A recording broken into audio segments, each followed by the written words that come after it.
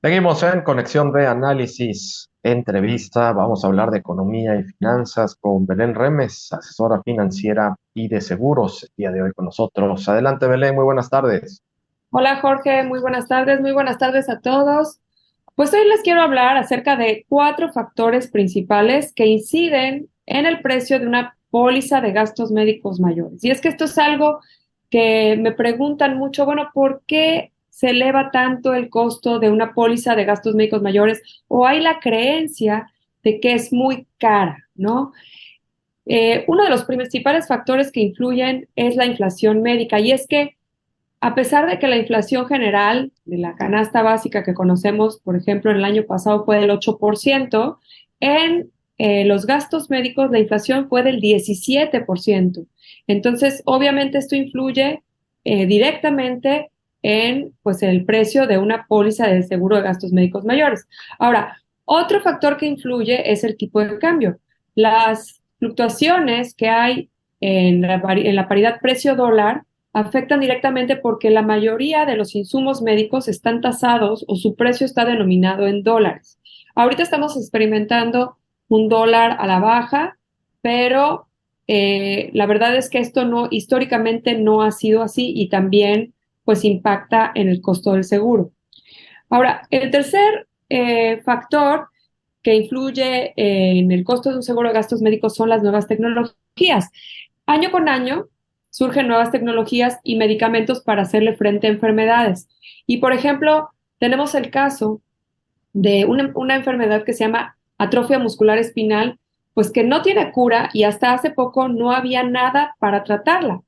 Pero hoy en día ya tenemos un medicamento que cuesta arriba de los 3 millones de pesos. Imagínate entonces, pues para las aseguradoras, el posible costo de curar o de controlar una enfermedad de este tipo, pues obviamente se eleva, ¿no? Es una enfermedad que antes no había cura o no había ningún tratamiento y ahora hay un tratamiento, pero el tratamiento vale 3 millones de pesos en promedio, ¿no?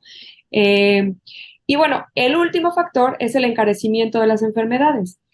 Al aumentar la esperanza de vida y al aparecer nuevas enfermedades como el COVID-19, pues eso hace que emerjan riesgos nuevos y pues estas enfermedades vienen acompañadas obviamente con un incremento en los costos. Para que te des una idea, el siniestro más grande por COVID-19 que se ha pagado hasta la fecha fue por 100 millones de pesos. Entonces, pues claro, las compañías aseguradoras necesitan elevar un poco sus primas para poder, pues, eh, prorratear estos cuatro factores y poder seguir siendo rentables.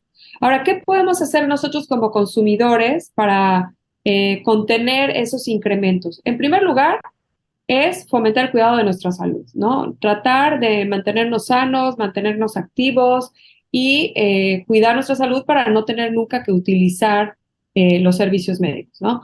Y la otra es que dentro de las pólizas se pueden actualizar los deducibles y los coaseguros y esto nos permite mejorar o reducir el costo de la prima anual y con eso, bueno, pues poder continuar con nuestra protección. Pero bueno, esto siempre tiene que ir de la mano del asesoramiento de un experto.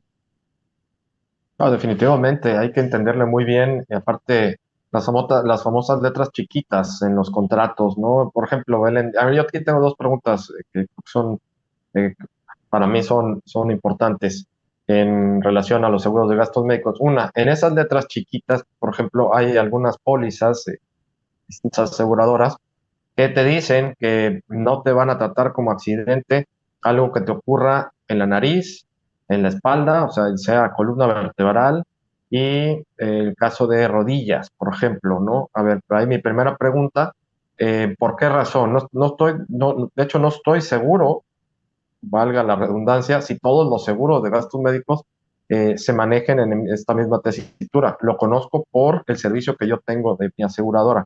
Pero si Exacto. es así, ¿por qué, Belén?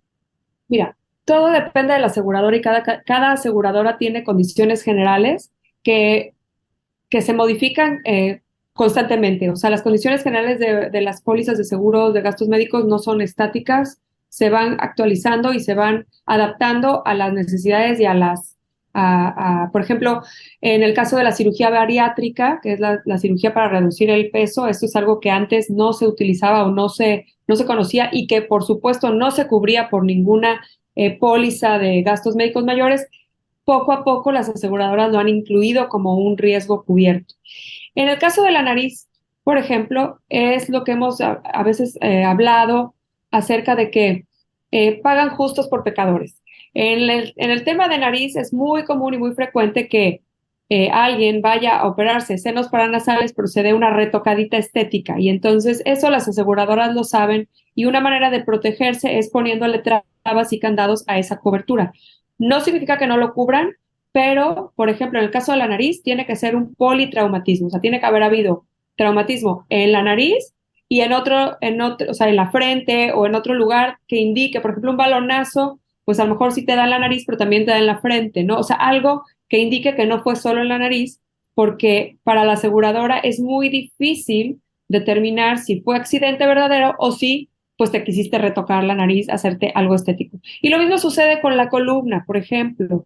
Eh, pues sí, puede haber sido una caída, pero bueno, también puede haber sido cuestiones de la edad o cuestiones degenerativas, y eso lo vemos conforme vamos creciendo, pues nuestros huesos y nuestras articulaciones van sufriendo mermas, que la aseguradora obviamente dice, bueno, es que yo no sé si ya estaba enfermo o verdaderamente fue por el accidente. Y realmente es eso, es protegerse en contra de pues quienes han tratado de defraudar a las compañías.